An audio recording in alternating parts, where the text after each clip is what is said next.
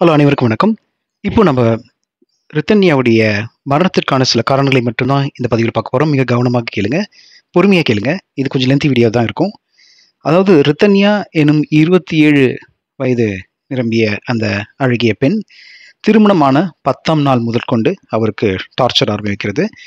Physical torture மற்றும் mental torture என்று 2 வார்த்தைகளை அவருடைய மரண வாக்குமூலத்தில கடைசியில அவர் சொல்லியிருக்கிறாரு. இது குறிப்பு என்னன்னு பார்த்தீங்கன்னா, வரதட்சணை கொடுமைங்கிறது எல்லாருக்கும் பரவலா தெரியும். டவுரி ஹராஸ்மென்ட் என்று சொல்லக்கூடிய அளவுல அவருடைய கணவர் மற்றும் மாமனார், மாமியார் மென்டலா டார்ச்சர் பண்ணியிருக்காங்க. நீ எடுத்துட்டு வந்த பணம் எவ்வளவு? நீ எடுத்துட்டு வந்த 300 சவரன், மிச்சம் இருக்கக்கூடிய 200 சவரன் உங்க அப்பா எப்ப போடுவார் என்று சொல்லி அவரை வந்து ஒரு வேலைக்காரிக்கும் கீழ ரொம்ப அடிமைப்படுத்தி அவர்கள வந்து உணவு அருந்தும் பொழுது குறைவா தான் சாப்பிடணும். இது வந்து அடிக்கடி சாப்பிட்டுட்டு இருக்க. அந்த மாதிரியெல்லாம் சொல்லி அவர்களை வந்து எவ்வளோ அவமானப்படுத்த முடியுமோ அவமானப்படுத்தியிருக்காங்க. அப்போ அவங்க வந்து இது ஒரு எல்லாம் பிளான்டுன்னு சொல்லியிருக்காங்க. அந்த வாக்குமூலத்துல அவங்க குடுத்தது வந்து இவங்க வந்து ஒரு கிரிமினல்ஸ், இவர்களை மாற்ற முடியாது. அப்போ நீங்க என்ன அந்த வாக்குமூலத்துல நீங்க நல்லா கவனமா கேட்டு ஒரு 3 நாங்க ஒரு 10 முறை 20 முறை கேட்டும் அதுக்கப்புறம் தாங்க நான் பேசுறேன். இது வந்து ஒரு ஜட்ஜ்மெண்ட் தான். இதனுடைய ஆதாரமும் இப்ப வெளிவர போகிறது. அதாவது மென்டல் டார்ச்சர்ன்னு ஏங்க அவங்க ஸ்ட்ரெஸ் ஆகுறாங்க? 300 சவரன் அவங்க அப்பா குடுத்தவருக்கு இன்னொரு 200 சவரன் கூட பெரிய விஷயமா இருந்திருக்காதுங்க. ஆனா அந்த பெண்ணை அவர்கள் நடத்திய விதம் மிகவும் தரக்குறைவாக, நம்பிக்கைக்கு மாறாக, புறம்பாக ஒரு வேலையாட்களை கூட நம்ம பணியாட்களை கூட செய்ய மாட்டோம் இல்லையா? அது மாதிரி நீ வந்து துணி துவைக்கிறது வந்து ஹேண்ட் வாஷ் தான் பண்ணணும், கையில தான் துவைக்கணும் என்று சொல்லி அவர்களை வந்து கட்டுப்படுத்தி, அவருடைய செல்ஃபோன்ல இருக்கக்கூடிய நம்பர்லாம் டெலீட் பண்ணிட்டு, இனிமே யார்கிட்ட பேசக்கூடாது என்று சொல்லி ஒரு பிளான்டு தாங்க பண்ணியிருக்காங்க. இது வந்து மென்டல் டார்ச்சர்ங்க.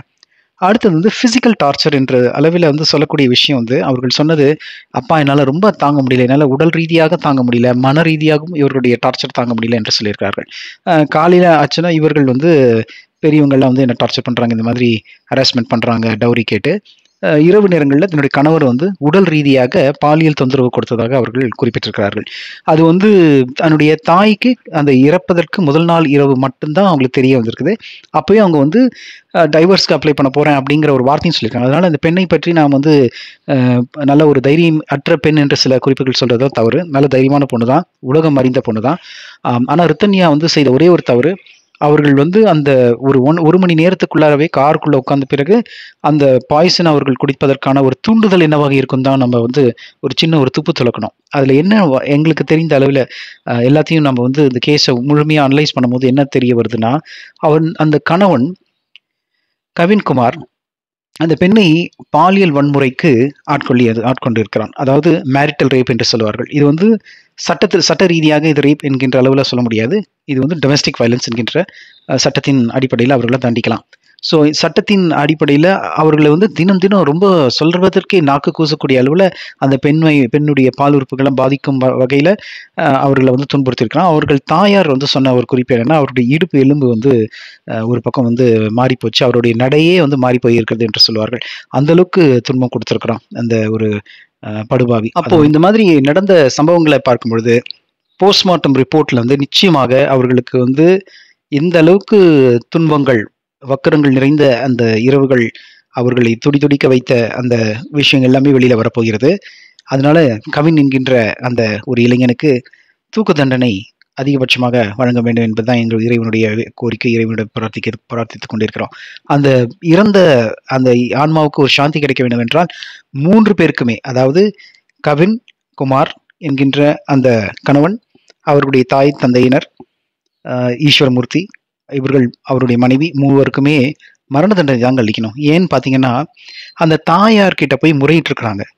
இந்த பெண் வந்து ரித்தன்யா வந்து அவங்களுடைய மாமியாரை பார்த்து, "தாயே, எனக்கு இந்த மாதிரி ஒரு பாலியல் வன்கொடுமை நடந்து கொண்டிருக்கிறது. மேலும் வந்து அடித்து உதைத்ததற்கான சில சில சான்றுகளையும் காமித்து, தயவு செய்து இதுக்கு வந்து உங்க மகனை வந்து திருந்தி வர சொல்லுங்க." அப்பவுமே வந்து ஒரு ஆப்ஷன் குடுத்துருக்காங்க. வாழ முடியும் என்கின்ற 10 நாட்களுக்கு மேலாக. அது முடியல. அவங்க வந்து சரி எல்லாம் பார்த்துக்கலாம் அப்படின்னு சொல்லிட்டு அழைச்சிட்டு போயிட்டாங்க. அப்போ அந்த டைம்ல வந்து அவங்க அம்மாவுக்கு தெரியாதுங்க. அதாவது சம்பவம் நடந்த முதல் நாள் இரவு மட்டும் தான் தன்னுடைய தாயார்கிட்ட இந்த பெண் போய் சொல்லியிருக்கிறா. அதுவரைக்கும் அவ சொல்லல. அந்த இடத்துல தாங்க எனக்கு வந்து ரொம்ப நெருடலா இருக்கு. ஏன் இந்த விஷயத்தை வெளிப்படையாக தாயார்கிட்ட சொல்லலன்னா, அவங்க அப்பாவுக்கு ஹார்ட் அட்டாக், ஸ்டென்ட் வைத்திருக்கிறார்கள். அந்த தந்தையாருடைய இதயம் பலவீனமாகக்கூடாது, அவருக்கு உயிரிழப்பு ஏற்படக்கூடாது என்கின்ற ஒரு கரிசனத்தினால தன்னுடைய துயரங்களை பொத்தி வைத்து உள்குள்ளே புழுங்கி வெந்து இறந்து தாயே மாமியார் கிட்ட போய் தாய் என்ற அளவில் அவர்கள் இப்போ பெண்ணே கிடையாதுமாங்க அவங்க. அவ வந்து என்ன மாதிரியான கேட்டகரின்னு சொல்றதுக்கும் எனக்கு வந்து வாய் கூசுது. அவளை வந்து நிச்சயமா அந்த தாயார் அந்த மாமியாரை இன்னைக்கு தூக்கில் தாங்க வந்து கோட்டார் அவர்கள் போடணும். அதே மாதிரி மாமனாரி தூக்கில் போடணுங்க. அந்த அளவுக்கு வந்து கேவலமான மனிதர்கள் இவர்கள், வாழ்வதற்கு தகுதியற்றவர்கள். ஸோ இதுக்கெல்லாம் காரணம் என்ன என்பதை பார்ப்போம். ஒரு பக்கம் பாலியல் கொடுமை, கொடுமை இப்போ நடந்திருக்கிறது. இன்னொரு பக்கம் வந்து வரதட்சணை என்கின்ற பேர்ல பணம் என்கின்ற ஒரு கொடுமை நடந்திருக்கிறது. இது எல்லாமே என்ன காரணம் அப்படின்னு பார்த்தீங்கன்னா, அளவுக்கு அதிகமான ஆசை கண்களை மறைத்து அந்த பெரிய மனிதன் என்கின்ற போர்வையில வரட்டு கௌரவத்தை பிடித்துக்கொண்டு மற்றவர்களை பற்றி, சமுதாயத்தை பற்றி ஒரு அக்கறை இல்லாத இப்படிப்பட்ட மனிதர்களை நாம் தெருவில் நிறுத்தி அவர்கள் தலையில கல்லை போட்டு உடைச்சி அவர்கள் கொன்று தாங்க நம்ம பழிய தீர்க்கணும். இந்த மாதிரி கரை படித்த உள்ளங்கள் எதுக்குங்க வாழணும்? ஒரு இளம் பெண்ணை சிதைத்து விட்டார்களே, அந்த இளம் பெண் இனிமே திரும்பி வருவாளா? அப்போ அந்த பையனுடைய குணாதிசயங்களை கொஞ்சம் நம்ம ஆராய்ச்சி பண்ணும் பொழுது அவன் வந்து சில தவறான காணொலிகளை பார்த்திருக்கிறான் என்கின்ற ஒரு தகவலும் வருது. நான் என்ன சொல்கிறேன் என்று உங்களுக்கு புரியும் என்று நினைக்கிறேன். காணொலியில செல்போன்ல இருக்கக்கூடிய தவறான படங்கள், தவறான சித்தரிப்புகள், பெண்களை பற்றிய தவறான கருத்துக்கள், இதெல்லாம் ஆபாச படங்கள், இதெல்லாம் பார்த்து மனதிலே வைத்து அந்த நிலையை வந்து தன்னுடைய மனைவியிட்டே கேட்டிருக்கிறான். மனைவியிட்டே நடந்திருக்கிறான். அவர்களை வந்து மேரிட்டல் ரேப் பண்ணியிருக்கிறான். பாலியல் பலாத்காரம் இங்க குடும்பம் என்கின்ற ஒரு கட்டுக்குள்ள கொண்டு வந்து அவளை வந்து யூஸ் பண்ணியிருக்காங்க. அதனால இவன் வந்து ஒரு ரேபிஸ்ட்க்கு கொடுக்கக்கூடிய தண்டனையை விட டபுள் மடங்கு கொடுக்கணும். இவனெல்லாம் வந்து 2 வருஷத்துக்கு அப்புறம் தூக்கு தண்டனை 5 வருஷம் இப்போவே தூக்கில் போடணுங்க. அந்த மாதிரி வந்து அவர்களை பழிவாங்கத்தான், பழி தீர்க்க தான் வேண்டும், துடிக்க வைக்கத்தான் வேண்டும். இது ஏன் நான் சொல்கிறேன் என்றால், அப்போதான் அந்த ஆன்மாவுக்கு சாந்தி கிடைக்கும். நாம ஏன் இந்த மாதிரி நடக்குது அப்படிங்கிறது கொஞ்சம் இன்னும் ஆழ்ந்து சிந்திச்சோமே ஆனால், கொஞ்சம் அவசரம், ஆசை, நமது பரஸ்பர நமது பண நிலைமை, இது எல்லாத்தையும் வைத்து நாம் ஒரு முடிவுக்கு எடுக்கிறோம் இல்லையா? இனிமேல் அந்த மாதிரி முடிவு எடுக்காதீங்க. பணத்தை வைத்து ஒருத்தரை நம்பாதீங்க. முக ஜாடனை வைத்து ஒருத்தரை நம்பாதீங்க. பெண்ணை வந்து இன்னொருத்தர் வீட்டில் கொடுக்கணும்னா தீர விசாரித்து அவர்கள் இன்னார் வீட்டு பேர பிள்ளைகள் என்று தெரிந்து மிக துல்லியமாக அவர்களை நாம் கொஞ்சம் பேசி அவர்களை பற்றி நாம் தெரிந்து கொள்ள வேண்டிய கட்டாயத்தில் தான் இருக்கிறோம். மேலும் அவர்களுடைய அந்தரங்க வாழ்க்கையை எப்படி நாம் பார்க்க முடியும் என்பது எனக்கும் தெரியல. அது ஒரு பெரிய கேள்விக்குறியாக தான் இருக்குது. இந்த இந்த சம்பவத்தில் கவின்குமாரை பார்ப்பதற்கு அப்படி இல்லை. அவனை பார்ப்பதற்கு ஒரு நல்லவனை போலதான் காட்சி அளிக்கிறான். பட் அவனை வந்து எப்படி கண்டுபிடித்திருக்க முடியும் என்பது எனக்கு தெரியவில்லை. ஒருவேளை அந்த பொண்ணு வந்து பேசியிருந்தா கொஞ்சம் கண்டுபிடிச்சிருக்கலாம். இது வந்து ரொம்ப வேதனையான விஷயம். 2வது வந்து நிறைய பணத்தை கொடுத்து அவர்களை வாழ வைக்க வரதட்சணை கேட்கும்போதே கொஞ்சம் அவங்க அலர்ட் ஆயிருக்கலாங்க. அது ஏன் அலர்ட் ஆகலன்னு எனக்கு தெரியல. 3வது வந்து அந்த பெண் வந்து விடுதலை, நல்ல ஒரு இன்டெலிஜென்ட் கேர்ள் தான்.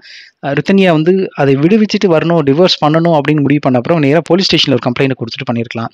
அதனால பெண்களுக்கு வந்து சட்டத்திட்டங்களை கொஞ்சம் சொல்லிக் கொடுங்க. இந்த மாதிரி சட்டம் இருக்குமா, நீங்கள் சேஃபாக இருங்க. அப்புறம் நமது சடங்குகள்லேயே சில விஷயங்கள் இருக்குங்க. குறிப்பாக வந்து முதலிரவுக்கு பின்னாடிலாம் அவங்க கேட்பாங்க, பெரியவர்கள் கேட்கும் பழக்கம் இருக்குது, பழக்க வழக்கங்கள் இருக்குது. அதெல்லாம் கொஞ்சம் கேட்டு தெரிஞ்சுக்கோங்க. வெளிப்படையாக பேசுங்க. இந்த மாதிரி ஒரு பாலியல் பலாத்காரம் நடந்ததுன்னா அதை வந்து தயவு செஞ்சு வெளியிடுங்க, சொல்லுங்க. அப்படி சொன்னாதான் வந்து அவர்களை எப்படி திருத்த முடியுமா என்கின்ற கேள்வியை எழுப்ப முடியும்.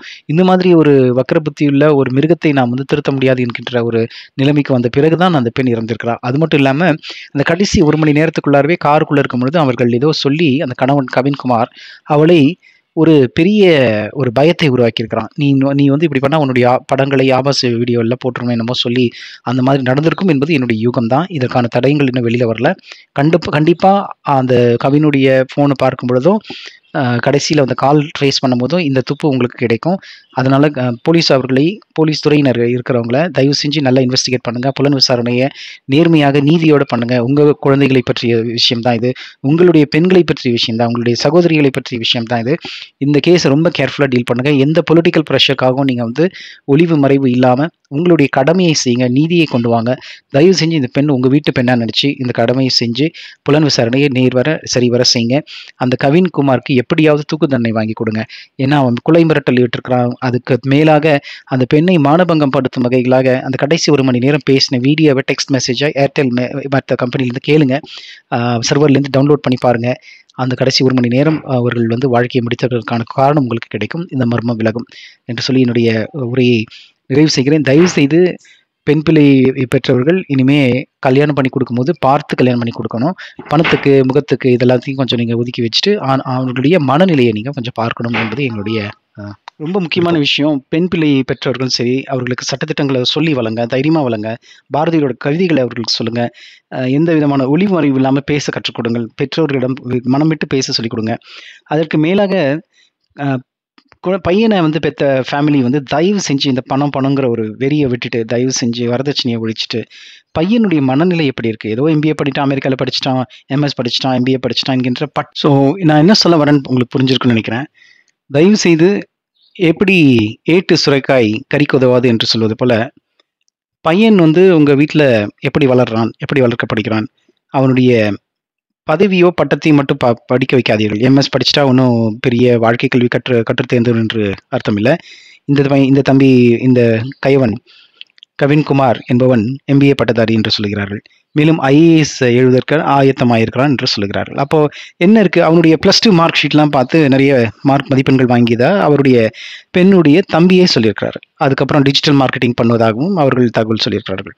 ஸோ இந்த படிப்பு எல்லாமே ஒரு ஒரு ஒரு ஒரு ஒரு கட்டுப்பாட்டுக்குள்ள அது ஒரு விதமான கல்விங்க. அது வந்து ஒரு வாழ்க்கை கல்வி என்பது வேற.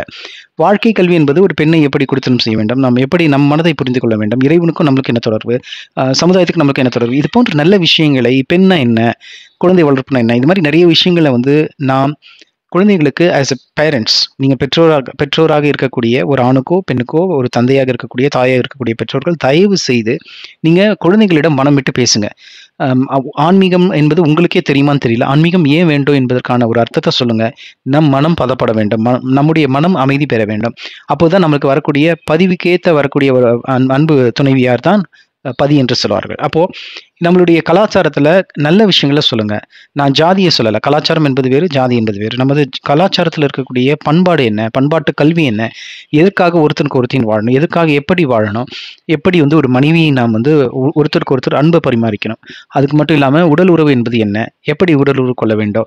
இத பற்றிய ஒரு விஷயங்கள் வந்து உங்களுக்கே தெரியுமான்னு எனக்கு தெரியல. இதெல்லாம் நம்ம தெரிஞ்சுக்கணுங்க. ஏன்னா, எப்படியோ வந்து இன்டர்நெட் என்கின்ற ஒரு அரக்கன் வந்து நல்ல விஷயங்களுக்கும் உதவுது, தீய விஷயங்களுக்கு உதவுது. போர்னோகிராஃபி என்று சொல்லக்கூடிய அந்த ஒரு ஆபாச படங்கள்லாம் வந்து மக்களுடைய மனதுல வந்து இளைஞர்களுடைய மனதுல வந்து பதிவாயிருக்குது.